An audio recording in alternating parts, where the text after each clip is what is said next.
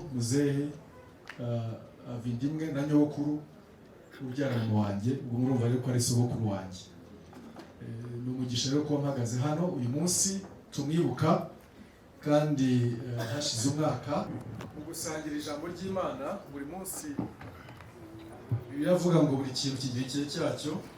Ndibaza ko hari ibintu ijambo ntasangira uyu munsi, hakaba n'iryajyana n'umunsi turimo. Ntabwo ngiye kongera gusenga, Bishop yadusengeye neza kandi nubaha amavuta y'Imana amuriho n'abakozi b'Imana bari aha ngaha. Tugiye mu minota mikeya turi bukoreshe kugira ijambo ry'Imana tuvuga. Uyu munsi twahuye twibuka muzehe. Mu Migani ibice 10 umurongo wa 7 Bibiliya iravuga ngo kwibuka umukiranutsi ngo kuzana umugisha, ariko izina ry'umunyabyaha rizabura. Kwibuka umukiranutsi bizana iki? Umugisha. Nta kintu cyiza rero nko kwibuka umukiranutsi, kugira umwanya wo kwizihiza ubuzima bw'umukiranutsi. Bari by'ingenzi, bari ku munyabyaha we ngo izina rye rizakora iki? Rizabura, niko birivuga. Zaburi 112 umurongo wa 6 Bibiliya itangira ku gice cya 112 bavuga ku mukiranutsi. Nanone bavuga ngo hahirwa umukiranutsi, ngo urubyaro rw'uwo ngo ruzagira amaboko mu isi, ngo umuryango w'umukiranutsi uzahabwa umugisha. Ariko bagakomeza bakavuga kuri uyu murongo ngo kuko atazanyeganyezwa iteka, ngo umukiranutsi azibuka iteka ryose. Yesu ashimwe cyane. Nta nubwo yibuka umunsi umwe, ngo yibuka kangahe? Iteka ryose. Kugira ngo rero umuntu yibukwe iteka ryose, kuba umukiranutsi wibukwe iteka ryose, nabitekerejeho numva nabasangiza ibintu bitatu byafasha umuntu w'umukiranutsi kugira ngo twese tubyifuze kuzasoza neza tubarwa mu bakiranutsi bazibuka bigatera umugisha kandi bazibuka iteka ryose. Ninde utabyifuza ibyo ngibyo? Njyewe ndabyifuza, nibaza ko buri wese ariko yabyifuza. Kugira ngo rero umuntu asoze neza abarwa mu bakiranutsi bazibukwa, kwibuka kwabo kugatera umugisha, kandi bakwibuka bakibukwa iteka ryose bitari igihe kimwe. Nasanze hari amagambo 3 y'ingenzi umuntu wese yakwibazaho mu gihe twibuka muzehe. Amagambo 3 ni ayahe? Irya mbere nuko tuba umuntu uva mu isi azahagiye. Yesu ashimwe cyane. Kuva mu isi umuntu afite confidence yaho agiye. Niba hari ikintu kibaho igihe cyose umuntu agiye kuri aeroport agiye kugenda, bajya checking your luggage yawe ngo what is your final destination? Werekeje hehe? Ndebera umuntu ugiye ku kibuga ari bize yirukanka ajya muri za ntuza bamaze ngo urajya he? Ati simpazi. Ni ikintu kibi cyane kuba umuntu atazi yajya. N'ubu twicaye hano, buri muntu wicaye hano afite gahunda y'ahari ujye nyuma y'aha ngaha. Nta ubaho atazi the next move ni he hano igiye kujya. Ariko niba hari ikintu twese kijye kitubera ingorabahizi, ni ukuba mu isi ujye utekereza ko hari umunsi nge nzaba ntari cyo wicaye muri iyi myanya ahubwo banyibuka. Ese ubwo icyo gihe nzaba naragiye hehe? Niba hari ikintu cyiza cyane biratubwira mu gitabo cyo Gutegeka kwa 2 haravuga ngo iyo baza kuba abanyabwenge ngo bari kwita kuki? Kwiherezo ryabo. Umunyabwenge ni uwita kuki? Kwiherezo ryabo. Umugabo witwa Stephen Covey ni umuhanga wanditse igitabo cyitwa ngo 7 Habits of Highly Effective People. Yavuze ngo habits 7 cyangwa ingeso 7 cyangwa 7 zigaragaza umuntu uri effective mu buzima bwe. Muri imwe muri zo yaravuze ngo they begin with the end in mind. Ngo bajya gutangira afite iherezo mu ntekerezo ze. Bose nujya gutangira ikintu yatekereje iherezo ryacyo. Jewe nize civil engineering, kubaka amazu, engineering yo kubaka, mu kujya kubaka mu bintu bitarakajagari, ujya kubaka inzu ufite igishushanyo ngo cyayo kwizasa. Yewe ukanakora icyo twita perspective drawing, ni kwereka inzu iriho amadirisha na parking imodoka zihagaze kandi zitarabakuza. Abaciye convention center yubakwa cyabaga igicapo kimanitse hejuru bataratangira no gucukura. Ukabona ikintu gisa nk'igi, ukabona imodoka ziparitse, ukagira ishusho yuko bizasa bitaraba no gutangira. Ujya no ku kibuga cy'indege uzabona ibishushanyo bimanitse kitaratangira no gukora. Siko bimeze? Bivuze ngo umuhanga wese nutangira ikintu afite ishusho y'iherezo ryacyo. Bwana asifiwe sana. Ujya kubaka afite ishusho y'inzu kwizasa ku gishushanyo, akagira ikintu cyubakwa nta gahunda ni cyitwa kajagari. Ariko rero twebwe twese turaha ndiza ntashidikanya nta wifuza kubaka akajagari. Twese twifuza kubaka ibizaramba, ibizima, ibifite gahunda. Bwana asifiwe sana. Ngo rero ugiye kubaka neza, he begins with the end in mind. Atangira afite ishusho y'uko azasoza. Ngo yobaza ku banyabwenge bari kwita ku iherezo ryawo. Mu gitabo cy'umubwiriza ibice 7:8 ho hakatubwira ngo iherezo ry'ikintu ngo riba ryiza kurusha n'itangira ryacyo. Kubera iki se? Hari benshi batangira neza bagasoza nabi, hari abatangira nabi bagasoza neza, hari abatangira neza bagasoza neza. Icyingenzi muri ibyo byose ni ugusoza neza. Nta muntu n'umwe uragororerwa kubera ko yatangiye. Mwese amugorora kuko yakoze iki? Yasoje. Bande bajya ku kazi ugitangira gusangira contract mu mpembe baguhemba akazi karangiye inshuti z'Imana. Yesu ashimwe cyane. Yesu ashimwe cyane. Nta n'usarura kuko yabibye, utegereza igihe cy'umusaruro. Bwana asifiwe sana. Abirukanga ntibagororerwa kubera ko batangiye, bagororerwa kubera ko basoje.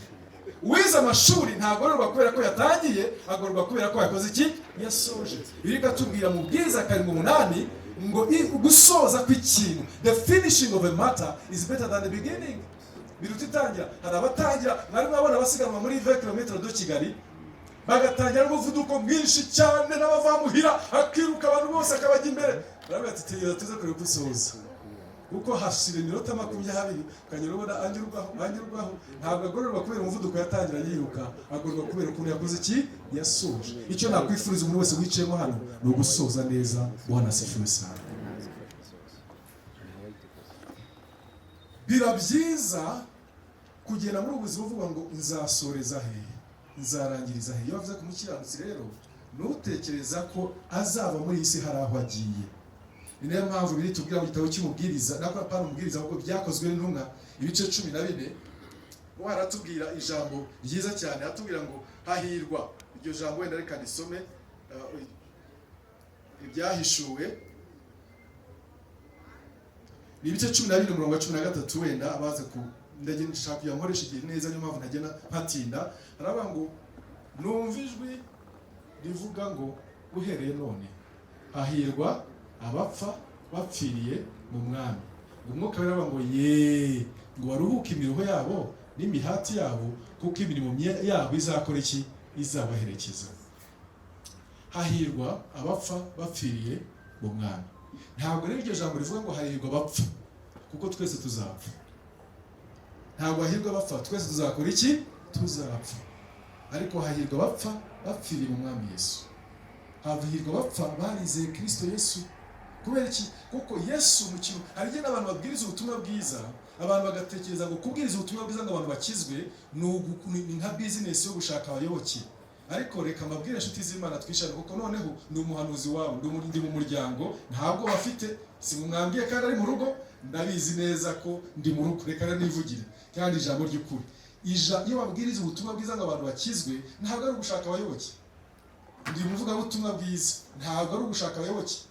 Kubera icyo atari gushaka. Iyo tubwiriza Yesu ni ku nyungu za buri muntu wese ubasha kumwizera, kuko kwizera Yesu biha umuntu kuzasoza neza, biha umuntu kuzasoza aza hazajya, biha umuntu kugenda muri iyi si ari muri babandi Stephen Covey avuga ngo they begin with the end in mind. Watekereje aho uzajya, waraniteganyirije. N'umukozi akora yiteganyiriza izabukuru, ukandi akabantu kazakora iki? Uzabukuru ugaca kare. Natwe rero tugomba guteganya aho tuzajya, aho tuzasoreza ubuzima. Rero kwizera Yesu biduha assurance y'aho tuzasoreza buno buzima. Ndaza kwereka ingero 2 gusa, nagiye kumurabira ngo nzivuge, ariko nkwereka kuri iki cyandiko kivuga ngo hahirwa abapfa bapfiriye mu mwami Yesu. Ariyo mpamvu twishimira umubyeyi wacu ibumoso. Bino bisambo barabareze kugira ngo bajye kugira hariya. Hari impfu zitandukanye bicishagamo abantu, babakubitaga amabuye, nk'uko Stefano bamwishe, babacaga igihanga, nk'uko Yohana Umubatiza bamuciye igihanga, babajugunyaga amavuta bakabarakaranga, nk'uko na Yohana babugenje ku kirwa kikanye, bajyaga babaha n'uburozi mu bijyo kunywa bagapfa. Ariko hari urupfu rwabaga ari nk'igihano urwo ku musaraba, kuko toca. So noneho ku buryo iyo bamanikaga umuntu ku musaraba bakamubamba, iyo yabasu bamubambye kuwa 5 nimugoroba isabato butangire, kandi byari bibujijwe ko umuntu aba akiri ku musaraba isabato yatangiye. Iza ku muntu ubambwe iburyo basanga we ntabwo arapfa. Uzi ikintu babakoreye? Babatemye amaguru. iyo basanga utarapfa, pressure iri ku mubiri wawe igatuma amaraso agushiramo, umutima ugaca ugapfa kugira ngo ubone kukumanura.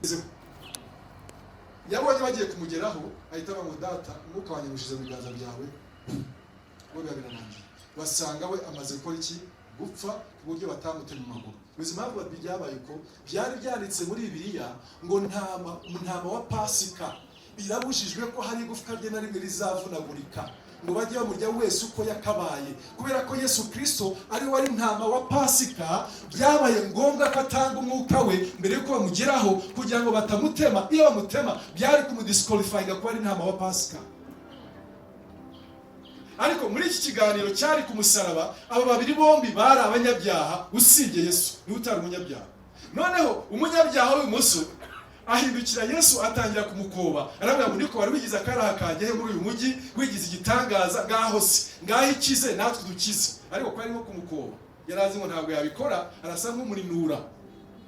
Hanyuma ubambwe iburyo agira gutya, ananirwa kuvugisha Yesu atabaje kwadressinga umunyabyaha mugenzi uri hakurya hariya. Ariko ati niko nta soni, iryo jambo yamubwiye, nta soni, nunatinya n'Imana, nutinya Imana.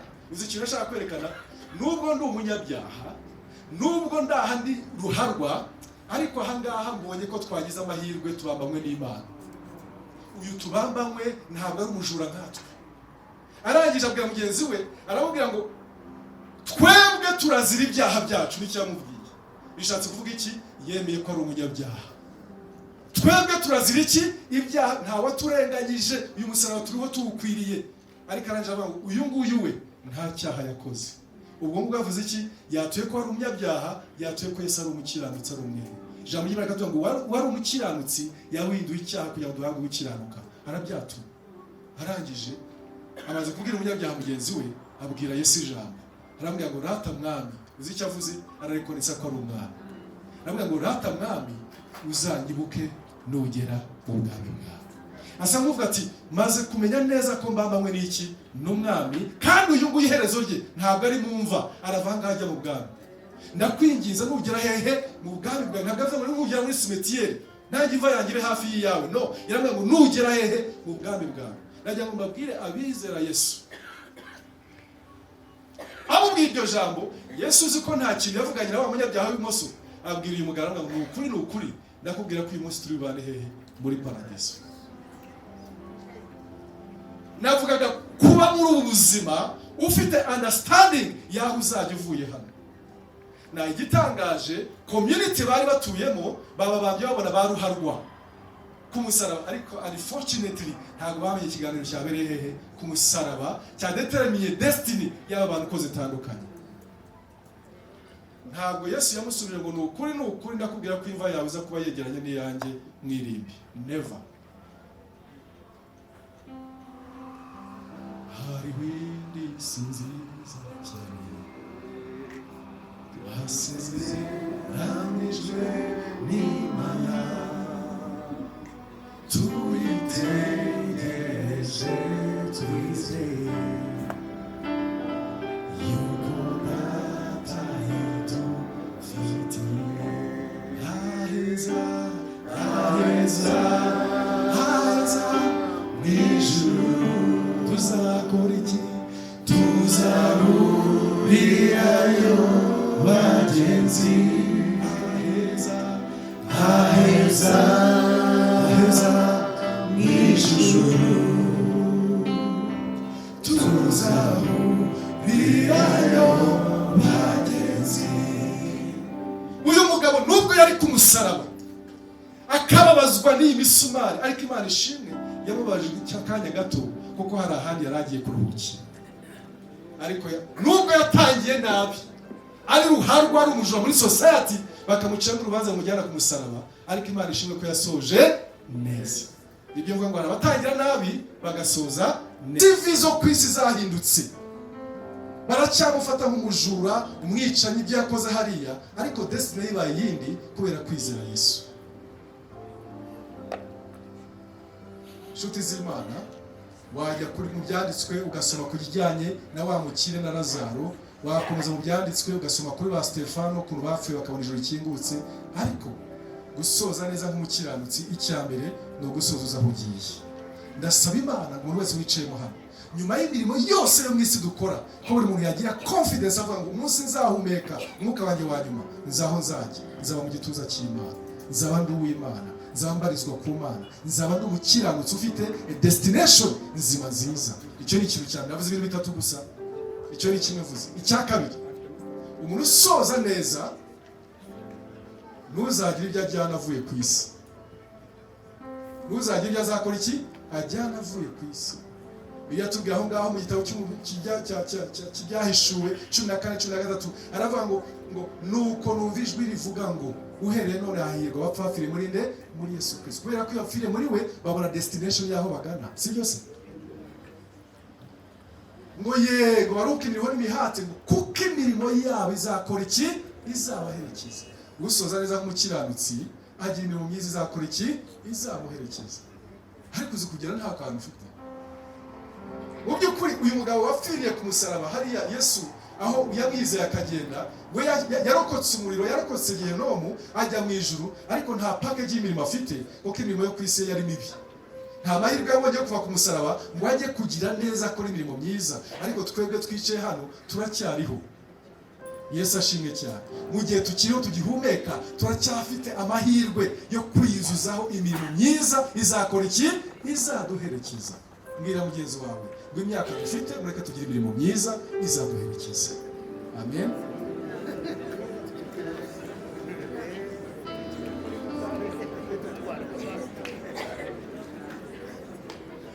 Iyo tuvuga kuri iyo mirimo muri Timoteyo wa mbere ibice 6 umurongo wa 17 kugenda ukajya kuri 19, Pawulo yandikiye Timoteyo aramubwira ngo ubwire abatunzi bari hagati muri mwebwe, ubwire abakire bari hagati muri mwe bafite ibintu byinshi, ngo be kwibona ubutunzi bafite, ngo kuko atari ubwo kwizigirwa, ngo ahubwo ngo baba bakunda gutanga, gufasha abantu no kugira imirimo myiza, ngo kugira ngo bazabashe kubikira ubutunzi nyakuri aho butazaribwa n'umuswa.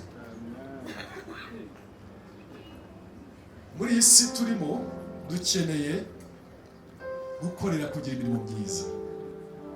Nibaza ko no mu buhamya iyo tuvuga umuntu nka muzehe yaratuvuyemo, tuvuga imirimo myiza y'ibi yakoze mu buzima bwacu. Yesu ashimwe cyane.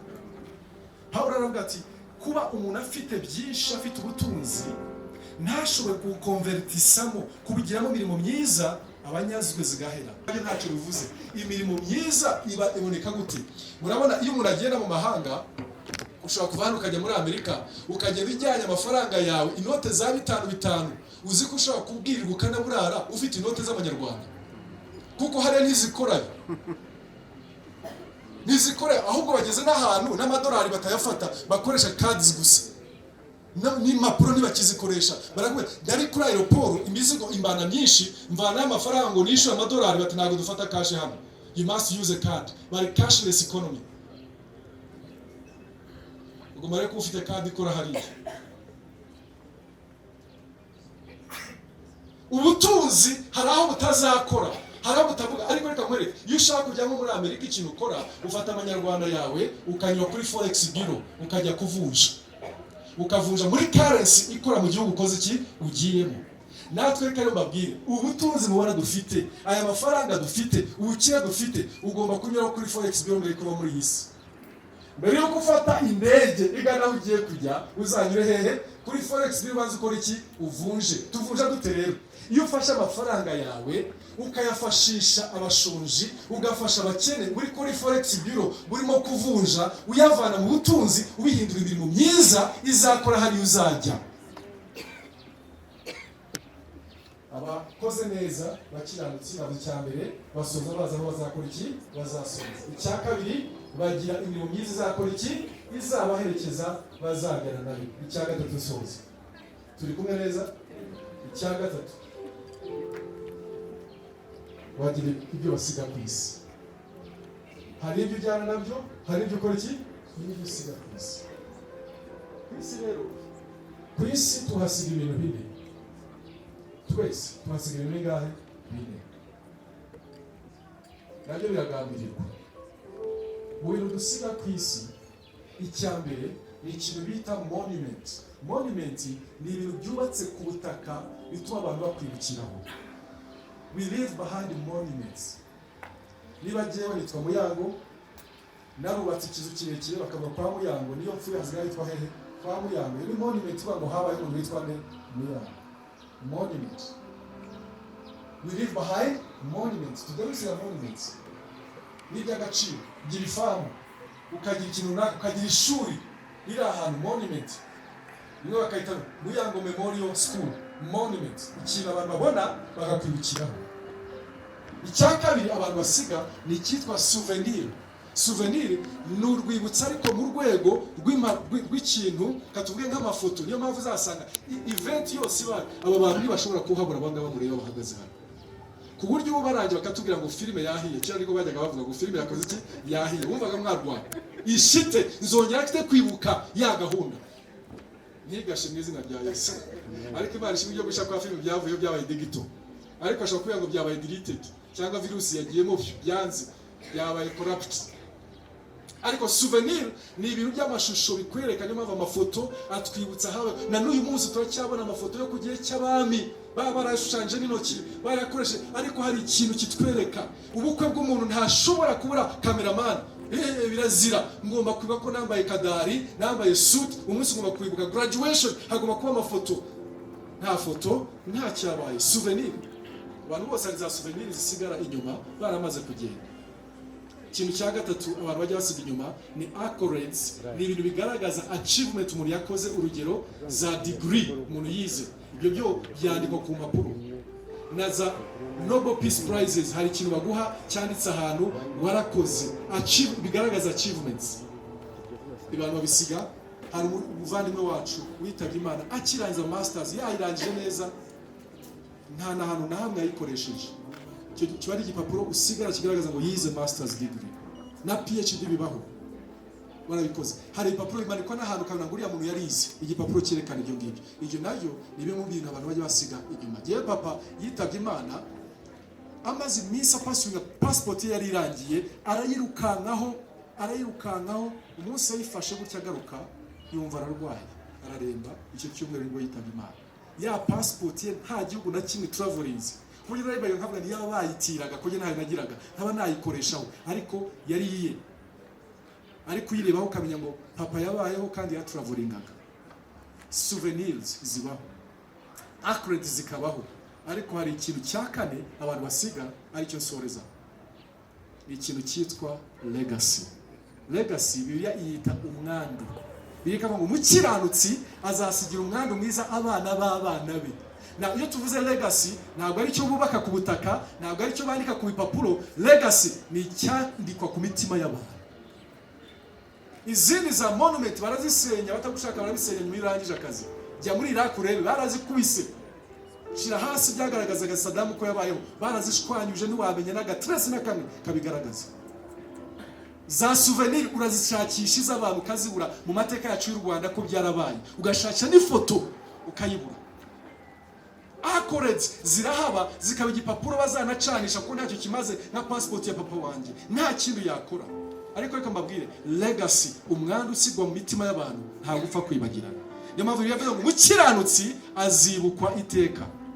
Ariko si ibyo gusa, ngo kumwibuka bizatera iki? Umugisha, kuko hari ibyo yanditse atubatse ku butaka, atubatse ku mpapuro, byanditse ku mitima y'abantu. Twibuka papa rero, za monument nabo barazifite kuko hari inzu n'ibindi byinshi. Za souvenirs zirahari, niyo mpamvu niyo foto tuyifite. Za accolades zirahari, ariko hari ikintu kindi, yasize legacy. Hari umwami yasize mu mitima. Yesu ashimwe cyane. So ibintu rero bitatu gusoza neza mu kiranutsi uzibuka. Icyambere ni ukuba hano ufite ishusho yahugana uza uzajya, kandi bizana no kwizana nde Yesu. Icya kabiri ni ukugira imirimo myiza izakora iki? Izagaragaza. Icya gatatu ni ukugira ibizakora iki? Ibyasiga hanga. Mwanyemera tugasenga tugasomeza aho ngaho.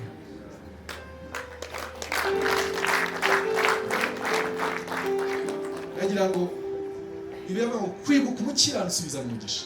Ndabasaba munyemerere duhumirize gusenga. Niba umuntu wicayemo hano ukaba utarakizwa uvuga uti harya agiye mvuyemo mpumetse umwuka wa nyuma naba mbaye uwande, ukavuga uti ndifuza ko Yesu yinjira mu mutima wanjye, singiye kuguhamagara nko mu rusengero ngo ngwino uze musanga aha ngaha, ndasengana nawe uri aho ngaho uri humure. Niba uhari uvuga uti genda ndashaka kwakira Yesu umutima wanjye, ndashaka kumera nka wa wundi wabambwe iburyo umubwira ngo ndashaka nugira mu bwami bwawe nanjye tuzabana, wicayemo hano uzamura ikiganza cyawe aho uri, turasengera aho ngaho uri dusenga. Ubu sinibiza ejo y'ibyago cyangwa amahirwe, zi byose kw'Imana ibitegeka, kwiganira no kubusa, beshwaho kwizera Yesu, niringiye imbabazi ze, bumbatiwe n'umukiza unkunda, nizeye Yesu ntabwo bafite. Hari ushaka ko dusengana uzamura ikiganza, hari uhari ntabwo abahari turasengera hamwe twese, badahari twese twarakijwe. Okay, niba ntawe reka sengere muri rusange. Mwami Imana ngushimiye uyu munsi duhaye guhurira hano, tugushima kuba igihugu cyacu nk'Abanyarwanda ni umugisha kuba duhaye n'igihugu gitekanye, niyo mpamvu tuba duhagaze tukavuga ntacyo twikanga, tutareba hirya no hino, ni umutekano waduhaye. Turabigushimiye kuba igihugu cyacu n'ubuyobozi bw'igihugu cyacu, ubishimirwe iteka ngo tubigushimiye. Tugushimiye twese ko twicayemo hano nk'Abanyarwanda, nk'abavandimwe, tunizihiza ubuzima bwa muzehe sogokuru, bwa muzehe papa ku bandi, inshuti, umuvandimwe. Turagushima ko ubuzima bwe yabaye ku isi, arakwizera, asoza azi aho agana kuko yari yakwizeye. Yagize imirimo myiza yamuherekeje, ariko afite na ibyo yasize hano ku isi, ari souvenir, ari monument, ari accolades, ariko above all turagushima ko umwana mwiza yasize.